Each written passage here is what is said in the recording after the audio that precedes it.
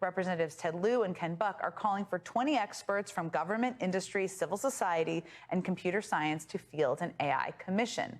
The group would then issue reports to policymakers with recommendations on what to do moving forward.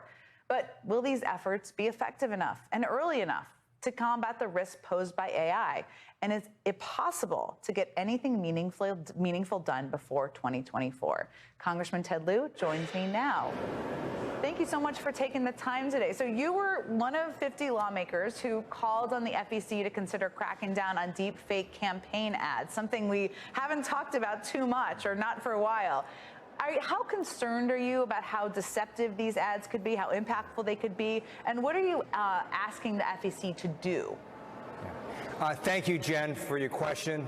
As a recovering computer science major, I am deeply concerned about deep fakes, as well as technology that if you just feed it half an hour's worth of someone's voice, they can effectively mimic that voice.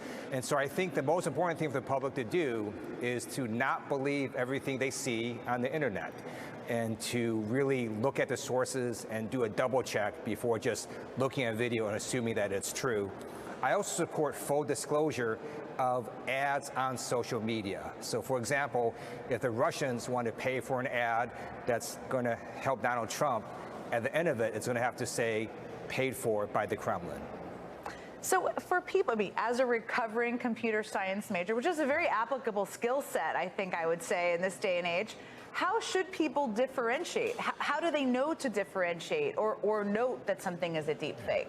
What are the tells? So we are going to have to rely on the free media, such as you and others, to actually point that out. It is very hard for someone to look at a video and for themselves to understand if it's real or fake. So we do rely on other sources to say, hey, that might not be real.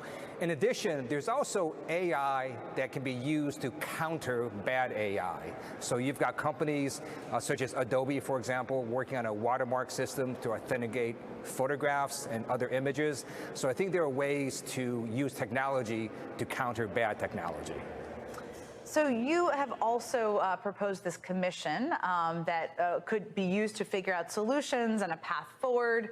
It feels like that could take a while, as commissions do, and they've been used in other areas and to solve other tricky problems. But why do you think a commission is necessary? Why not just propose legislation or some solutions to get something done faster?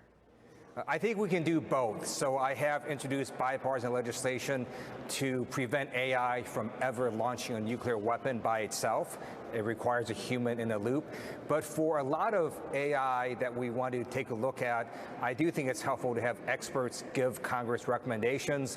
And we have precedents for this. On the military side, there was an AI commission to provide recommendations on how to go forward in the military Department of Defense space.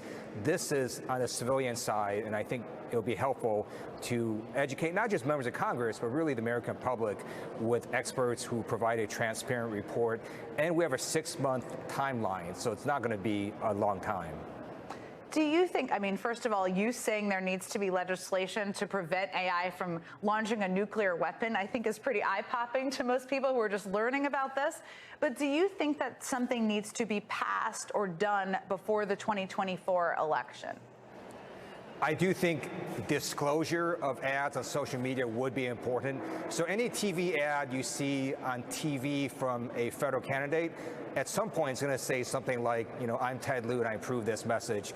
But social media ads, you don't know who paid for them, who is sponsoring that ad. So I think that will be helpful to consumers. And I do think enhancing penalties for people who do deep fakes to try to mislead the American people, that's something I could support. Europe is a little bit ahead of us here. They do have some regulations in place. Is there anything that the Europeans have in place that you think could be a model for what we need here in the United States? Possibly. And one of the things that we do as legislators is we plagiarize. So we'll see what happens in another jurisdiction. If it goes well, we're going to try and copy it. If it's a disaster, then we're not going to copy it, but we might go, well, why did that not work? And then try to make alterations and then try our own version. So as one of just 3 members of Congress, if I have my numbers right, with a computer science degree, you've said you're enthralled by AI and you're excited about it, as well as warning about what needs to be done. But I want to end on a positive note. What excites you about it, and what enthralls you about it that people should be closely following? You're going to have amazing advances in medicine. So before, it might take one person studying 5 years for a PhD thesis to fold one protein.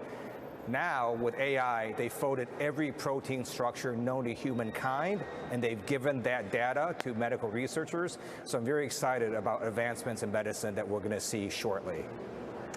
Thank you, Congressman Ted Lieu. Thank you. Your computer science degree is going to be put to work, it sounds like. Appreciate you taking the time today. Coming up.